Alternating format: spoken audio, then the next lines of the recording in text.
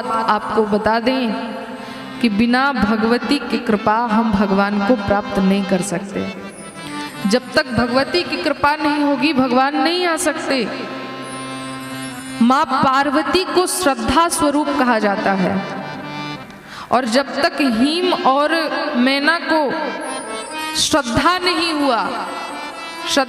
हुई, जब तक श्रद्धा रूपी बेटी का आगमन नहीं हुआ, तब तक विश्वास स्वरूप परमात्मा इनके घर में नहीं आए। जैसे ही श्रद्धा आई है, विश्वास स्वरूप परमात्मा भोलेनाथ का आगमन हुआ है।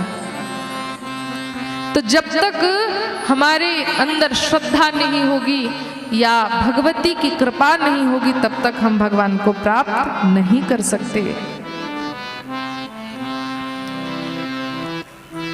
भगवान थोड़े से टेढ़े हैं, देखो हैं तो करुणा करने वाले, लेकिन इनका एक नियम है।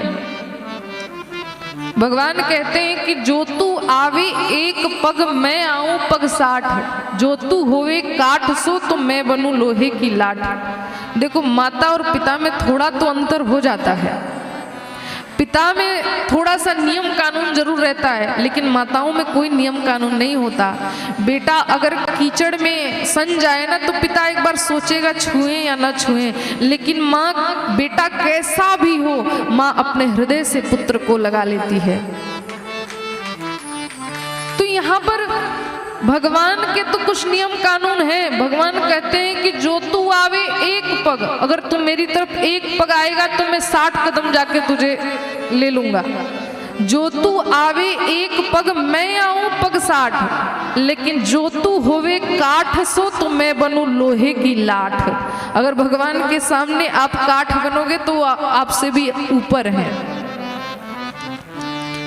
एक कथा मुझे याद आ रही है। एक बार मैया यशोदा ने कन्हैया से कहा, कन्हैया के जब जन्म तिथि आई तो कहा लाला चल यमुना जी में दीपदान करा दूं। आजकल तो माताएं दीपदान नहीं होता, जन्म तिथि आए ना, जन्म दिवस बर्थडे, तो उसमें मोमबत्ती वो भी जला करके फुकवाया जाता है। न जाने कहाँ की सभ्यता है। लेकिन हमारे सनातन सदग्रंथ में जन्म दिवस पर दीपक जलाए जाते हैं, ये प्रमाण है।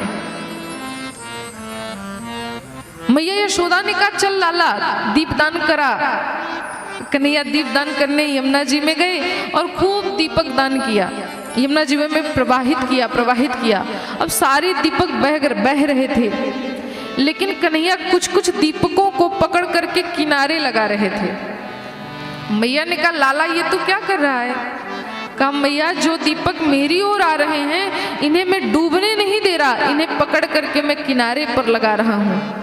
तब मैया यशोदा ने पूछा लाला जो दीपक तेरी ओर आ रहे हैं उसे तो तू निकाल दे रहा, लेकिन जो दीपक बीच धार में बह रहे हैं उनका क्या? कन्हैया ने कहा देखो मैया मेरा एक सिद्धांत है, जो मेरी ओर आएगा उसे मैं पकड़ के किनारे पर लगा दूंगा, लेकिन जो इस संसार सागर के बीच धारा में बहेगा उससे मेरा कोई लेना देना नहीं। लेकिन जानते हो भगवान भले उनके पास थोड़ा नियम हो सकता है, लेकिन भगवती पराम्बा के पास ऐसा कोई नियम नहीं। बेटा कैसा भी क्यों न हो, लायक हो नालायक हो, लेकिन सबको हृदय से मां लगाने वाली होती है। भगवान श्री राम ने एक संकल्प लिया, आपने चौपाई सुनी होगी, निर्मल मन जन सो मोहि पावा, मोहि कपट छल छिद्र न भावा। भगवान राम ने कहा वही मुझे प्रिय है जिसके अंदर छल कपट नहीं है, और उसी को मैं स्वीकार करता हूं। अब बताओ कलयुग में ऐसा कोई है जिसके अंदर छल कपट ना हो? ऐसे कोई महापुरुष ही हैं, लेकिन क्या प्राणी के अंदर छल कपट नहीं है? छल कपट से ही पूरा प्राणी भरा पड़ा है। संतों के मुख से हमने यह कथा सुनी। एक बार राधा रानी भगवान से नाराज हो गई। भगवान श्री कृष्ण ने मनाने का बहुत प्रयास किया, देवी क्यों नाराज हो? बहुत मनाया, लेकिन राधा रानी नहीं मानी। तब भगवान राधा के चरणों में गिर करके चरणों को पकड़ लिया, राधे बताओ ना, ये नाराजगी अब मुझसे सहन नहीं हो रही, तुम क्यों नाराज हो? राधा रानी ने कहा, प्रभु त्रेता युग की बात याद करो, आपने एक संकल्प किया है, निर्मल मन जन सो मोहि पावा, मोहे कपट छल छिद्र न भावा। तो ये बताओ नाथ कि इस कलयुग में हमारे ऐसे कितने बालक होंगे जिनके अंदर छल और कपट होगा, तो क्या आप उसे नहीं अपनाओगे? वो क्या इस बीचधार में बह करके रह जाएंगे? इस संकल्प पर थोड़ा विचार करो। यदि उन जीवों को आप नहीं अपनाओगे तो मैं आपसे बात नहीं करूंगी।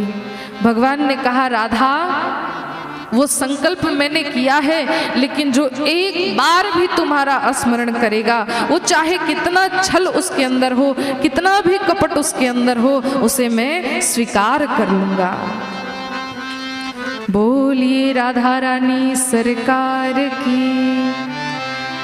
तो माँ भगवती माता ही है जिनके अंदर इतनी करुणा है। और सच बताएं तो बिना भगवती के आश्रय लिए हम भगवान को प्राप्त कर भी नहीं सकते।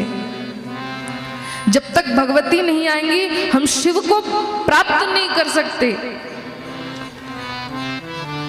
अच्छा, आप कहीं भी उदाहरण लेकर के देख लें, जिसको भी भगवान मिले हैं कहीं न कहीं शक्ति की आराधना उनको करनी पड़ी है। माता सीता को भी पति रूप में भगवान को पाना था तो भगवती की आराधना की है, माता गौरी की शरण में गए हैं तो तत्वतः एक, लेकिन स्वरूप में यदि मानव स्वरूप में यदि इस धरती पर आई है तो लीला के लिए करना पड़ा। तो माता सीता भी भगवती की शरण में गई, तब जाकर के राम मिले हैं। गोपियों को आप देखें, गोपियों को जब कृष्ण को पाना था तो माता कात्यायनी की शरण में गई हैं। माता रुक्मिणी को भी जब कृष्ण को पति रूप में पाना था तो माता गौरी की भगवती की शरण में गई हैं। तो बिना भगवती के शरण में गए हमारा कल्याण नहीं हो सकता।